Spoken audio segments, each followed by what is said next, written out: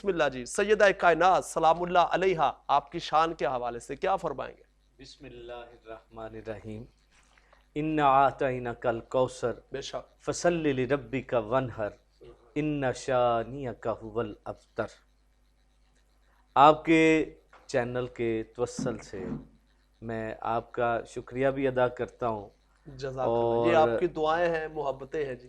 شکریہ میں اس لیے بھی جی ادا کروں گا آج کے دن کہ مجھ ناچیز کو آپ نے کائنات کی سب سے افضل ہستیوں میں سے ایک ہستی ان کے حوالے سے ان کے قدموں میں کچھ پھول پیش کرنے کی آپ نے توفیق جو ہے وہ عطا کر دی ہے۔ اللہ آپ کے درجات بلند فرمائے۔ میں بڑی وضاحت کے ساتھ ایک بات کر دوں، اس کائنات میں اللہ نے 4 خواتین کو چنا، ان 4 میں سے حضرت مریم بنت عمران علیہ السلام، حضرت عیسیٰ علیہ السلام کی والدہ محترمہ حضرت آسیہ رضی اللہ عنہا، جنہوں نے توحید کے لیے اپنی جان کو قربان کر دیا، سبحان اللہ سبحان اللہ۔ اور تیسری شخصیت سیدہ خدیجۃ الکبریٰ علیہ السلام، جنہیں میں محسنہ اسلام کہتا ہوں، سبحان اللہ، بے شک بے شک۔ اور چوتھی شخصیت سیدہ خاتون جنت فاطمہ الزہرا علیہ السلام۔ ان میں سے سیدہ فاطمہ الزہرا علیہ السلام وہ شخصیت ہے جو کائنات کی چنی ہوئی خاتون ہے۔ واہ واہ سبحان اللہ، بے شک بے شک، ایسے ہی ہے۔ ایسی شخصیت کہ جنہیں آقا نے، میرے نبی نے، خاتم الانبیاء والمرسلین نے اپنے جگر کا ٹکڑا فرمایا۔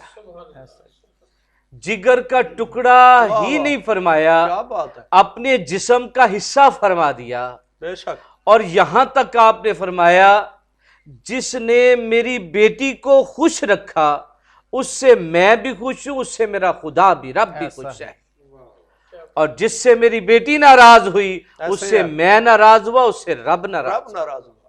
بے شک ایسی شخصیت دیکھیے جی، آپ پوری دنیا کو، پوری تاریخ اسلام پڑھ کے دیکھیں تو آپ سیدہ بی پاک کی شان کو نہیں سمجھ سکیں گے۔ بڑے بڑے بزرگوں کی ہم جب شان بیان کرتے ہیں تو ہم یہ کہتے ہیں کہ آقا رؤوف الرحیم نے کہ قرب نے ابو بکر کو صدیق اکبر بنا دیا، واہ واہ، ایسا ہی عمر کو فاروق اعظم بنا دیا، واہ واہ، بے شک۔ عثمان کو غنا کا تاجدار بنا دیا، واہ واہ سبحان اللہ۔ مولا علی کو حیدر قرار بنا دیا۔ واہ واہ، ذرا تھوڑا سا غور کریے، وہ شخصیات جو صرف آقا کی چند سال تربیت میں رہیں تو ایسے مقامات انہوں نے حاصل کیے، تو وہ شخصیت جو آقا کی گود میں کھیلتی رہی، اللہ اکبر، وہ شخصیت جو ہمہ وقت اللہ وصال سے 6 ماہ پہلے تک آقا کی تربیت میں رہیں، ایسی شخصیت کی جو عظمت ہے وہ وراء الورا ہے۔ بے شک، ایسا ہی، بے شک، واہ واہ۔ میری شہزادی کائنات، میری شہزادی کائنات کو یہ امتیاز حاصل ہے جو کائنات میں کسی اور کو حاصل ہی نہیں ہے۔ میں آپ کے چینل کے توسل سے بڑے وثوق کے ساتھ اور پورے یقین کے ساتھ یہ بات کر رہا ہوں کہ یہ شان صرف سیدہ طیبہ طاہرہ علیہ السلام ہی کو حاصل ہے، کسی اور کو نہیں۔ کہ قیامت کا روز ہوگا، حشر کا میدان ہوگا، انبیاء ہوں گے، رسول ہوں گے، بے شک۔ نقبا ہوں گے، نجبا ہوں گے، غوث ہوں گے، کتب ہوں گے، ابدال ہوں گے، اور تمام صحابہ اکرام یعنی اول سے لے کر اللہ آخر تک تمام مسلمین مومنین مومنات موجود ہوں گے۔ اعلان ہو جائے گا، اپنی نظروں کو جھکا لو، حق، اپنے حق۔ سروں کو جھکا لو۔ ایسا ہے۔ عرض کیا جائے گا یا اللہ کیا معاملہ ہونے والا ہے؟ فرمان آئے گا پہلے نظریں جھکاؤ، پھر سر کو بھی جھکا لو۔ کوئی سر اوپر نہ کرے، کوئی نظر کو اوپر نہ کرے۔ یا اللہ کیا معاملہ ہے؟ میرے محبوب کی بیٹی جو ہے وہ یہاں سے گزرنے والی ہے۔ سبحان اللہ۔ اور فرماتے ہیں میں نے سنا، میں نے پڑھا کہ آپ 4 چادریں، کچھ کہتے ہیں کہ 2 سبز رنگ کی، کچھ 2 سرخ رنگ کی چادریں اڑے ہوئے آپ کی سواری وہاں سے گزرے گی۔ اور ایک اور بیان میں ہے کہ آپ 9 خیز 70 حوروں کے جلو میں آپ کی سواری وہاں سے گزر جائے گی، اور کسی کو جرت نہ ہوگی کہ وہاں پہ سر کو بھی اٹھا لے۔ یہ شان اگر حاصل ہے تو صرف حاصل ہے تو میری شہزادی کائنات کو۔ اور پھر ایسی ہستی سیف الرحمان صاحب، سبحان اللہ۔ آقا رفریم کی ایک حدیث مبارکہ، بسم اللہ۔ آپ نے فرمایا کہ فاطمہ میرے شجر پیغمبری، شجر رسالت کی ایک شاخ ہے۔ اللہ اکبر۔ ایسے ہی ہے۔ شجر رسالت کی کیا ہے آپ؟ شاخ ہے، اور اس شاخ پہ جو 2 پھل لگے ان میں سے ایک کا نام حسن ہے، دوسرے کا نام حسین ہے۔ یہ شان سیدہ کو عطا ہے۔ سبحان اللہ۔ پھر میں نے جو آئے سورہ مبارکہ پڑھی، انا اعطینا کل کوثر فصلی لربک وانحر ان شانیک هو الابتر۔ یہاں میں تھوڑی سی وضاحت کر دوں، جب بھی حضرت ہود علیہ السلام پر کسی نے تانا باندھا، رب نے فرمایا جواب بھی خود دیجئے۔ جب حضرت صالح علیہ السلام پر کسی نے تانا باندھا تو جواب آیا، جواب خود دیجئے۔ جب حضرت عیسیٰ علیہ السلام پر تانا باندھا گیا تو فرمان آیا جواب خود دیجئے۔ جب بھی کسی نبی پر کسی نے تانا باندھا تو جواب نبی نے خود دیا، لیکن جب اپنے محبوب کی باری آئی تو رب نے فرمایا محبوب تو نہیں، اب تیری جگہ جواب میں دوں۔ اللہ اکبر، اللہ اکبر۔ دشمنوں نے ابتر کا لفظ استعمال کیا۔ اب رب نے نہ صرف تانے کا جواب دیا بلکہ انہیں ذلیل و رسوا کر دیا۔ ہو والابتر، جسے تم ابتر کہہ رہے وہ نہیں بلکہ تم خود ہو۔ ہو والابتر، تمہاری نسلیں ختم ہو جائیں گی، تمہارا خاتمہ ہو جائے گا، لیکن میرے محبوب کی نسل تا قیامت ہی نہیں بعد از قیامت بھی جاری رہے گی۔ سبحان اللہ، سبحان اللہ۔ اور پھر بی بی پاک سیدہ طیبہ طاہرہ علیہ السلام، آپ کو کوثر کے لقب سے ملقب کیا گیا۔ اور متفق علیہ بات یہ میں کر دوں اپنے دل کی بات، جی جی۔ کہ علماء نے، محققین نے، مفکرین نے، صاحبان تفاسیر نے واہ، فرما دیا سبحان کہ اللہ۔ کوثر کا ایک معنی سیدہ فاطمہ الزہرا علیہ السلام، سبحان اللہ، سبحان اللہ۔ اور آپ وہ خیر کثیر ہیں کہ جن سے اس کائنات کو ایسی خیر نصیب ہوئی کہ آج کے دن تک، ان لمحات تک آپ کی نسل جاری ہوئی۔ بے شک۔ سرکار رؤوف الرحیم نے آپ کی اولاد کو اپنی اولاد بے فرمایا، شک۔ آپ کے بیٹوں کو اپنا بیٹا فرمایا، آپ کی بیٹوں کو اپنے ساتھ اپنی نسب سے منسوب کیا۔ اور میرے دوستو، میرے بھائیوں، میرے دوستوں، نہ صرف منسوب کیا بلکہ اس بات کو آپ یاد رکھیے کہ سرکار رؤوف الرحیم کا فیضان مصطفیٰ جو ہے ایسا جاری اور ساری آپ کی اولاد سے ہوا۔ واہ واہ۔ علم کا اور فیض جو ہے وہ بھی جاری ہوا، روحانی بھی، کہاں تک؟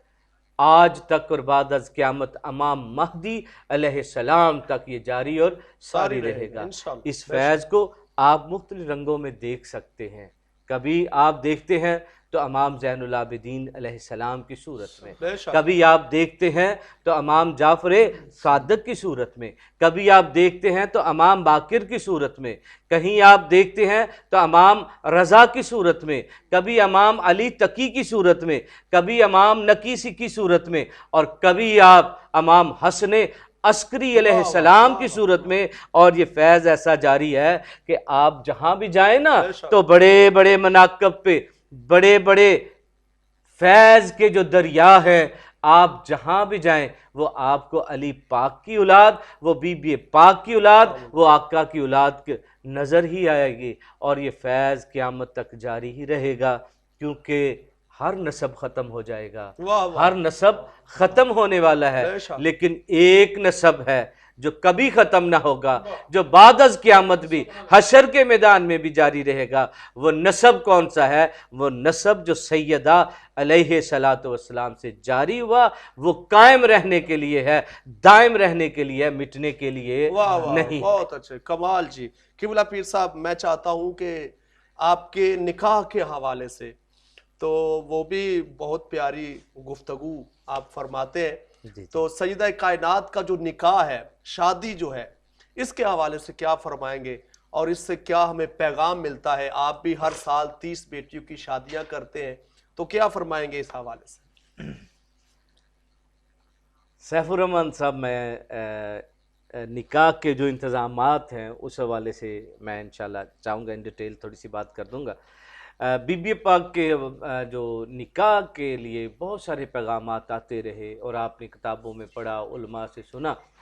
ایک دن میرے آقا رؤوف رحیم صحابہ اکرام کے جھرمٹ میں تشریف فرما تھے، تو آپ نے فرمایا تم جانتے ہو کہ یہ جو میرے پاس آئے تھے یہ کون ہیں؟ تو صحابہ نے عرض کیا اللہ اور اس کے رسول کے سوا کوئی نہیں جانتا، اللہ اور اس کے رسول ہی جانتے ہیں. تو آپ نے فرمایا یہ جبرائیل امین تھے. اللہ اکبر، واہ. یہ جبرائیل امین تھے جو مجھے کہہ گئے ہیں کہ یا رسول اللہ، اللہ نے سیدہ طیبہ طاہرہ علیہ الصلوۃ والسلام کا نکاح جو ہے عرش پر مولا علی سے فرما دیا ہے. کیا بات، اللہ اکبر. تو چونکہ اللہ نے وہاں فرما دیا، اللہ فرما رہا ہے میں نے عرش پر نکاح فرما دیا ہے، آپ زمین پر ان کا نکاح فرما. واہ واہ، سبحان اللہ، سبحان اللہ، سبحان اللہ. صحابہ نے مبارکیں دینا شروع ہو گئی، فوراً ہی صحابہ بھاگے. کوئی صحابی سیدنا ابوبکر صدیق کی طرف، کوئی صحابی سیدنا عمر فاروق کی طرف، کوئی کسی صحابی کی طرف، اور کچھ صحابی سیدنا علی کرم اللہ وجہ تعالیٰ کی طرف بھاگے، اور وہ سب بھاگ کے سیدنا علی کی طرف گئے. سیدنا ابوبکر صدیق، سیدنا عمر فاروق، سیدنا عثمان غنی بھاگ کر گئے. یا علی جی آپ کو مبارک ہو کہ آپ کا نکاح اللہ نے عرش پر فرما دیا ہے، آؤ آپ تشریف لائیں تاکہ آپ کے نکاح کے انتظامات یہاں بھی کر دیا جائے. اور یہ دنیا میں واحد جوڑا ہے جن کا نکاح عرش پر ہوا، اور یہ نکاح میرے رب نے پڑھایا. اور بی بی پاک کی شان کائنات میں دیکھیے، میں شان بی بی پاک کی تھوڑی سی آخر میں یہ بات کر دوں گا کہ بی بی پاک وہ واحد ہستی ہیں، ہر ایک کی جان جو ہے نا، ہر ایک کی جان وہ حضرت اسرائیل علیہ السلام قبض کرتے ہیں، کرتے رہے ہیں اور کرتے رہیں گے. لیکن کائنات کی واحد ہستی بی بی پاک ہے جن کی جو ہے جان میرے رب نے اپنی قدرت سے قبض کی. ایسی باپردہ بی بی، اور پھر ایسی بھی باپردہ بی بی کا نکاح کوئی عام نکاح تو نہیں ہو سکتا تھا. پھر یہ نکاح ہوا تو میرے آقا رؤوف رحیم نے گھر جا کے ایک بار بی بی پاک سے پوچھا کہ اے میری بیٹی، اللہ نے آپ کا نکاح عرش پر فرما دیا ہے، میں چاہتا ہوں کہ آپ کا نکاح اس دنیا میں بھی اللہ کے حکم سے فرما دوں. بی بی پاک جب خاموش رہیں تو آپ کا نکاح آقا رؤوف رحیم نے سیدنا علی کرم اللہ وجہ تعالیٰ کریم سے فرمایا. بارات بن کے آئے، کون بلا آئے؟ دیکھیے مولا علی، مولا علی کرم اللہ وجہ تعالیٰ کریم آپ تشریف لائے.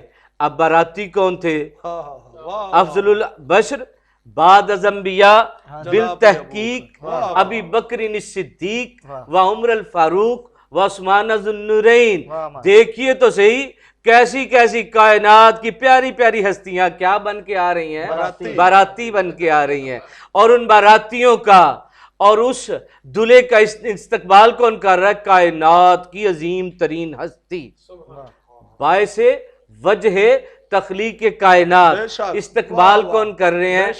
استقبال کون کر رہے ہیں؟ میرے آقا کریم صلی اللہ تعالی علیہ وآلہ وسلم۔ اور یہاں پہ بڑی پیاری میں ایک بات جو ہے وہ شامل کرتا چلا جاؤں آپ کے چینل کے توسل سے کہ حضرت ام سلیم رضی اللہ عنہا آپ فرماتی ہیں کہ جب نکاح کا وقت آیا تو ہمیں آقا نے فرمایا کہ جا کے علی کے گھر کو سنوارو۔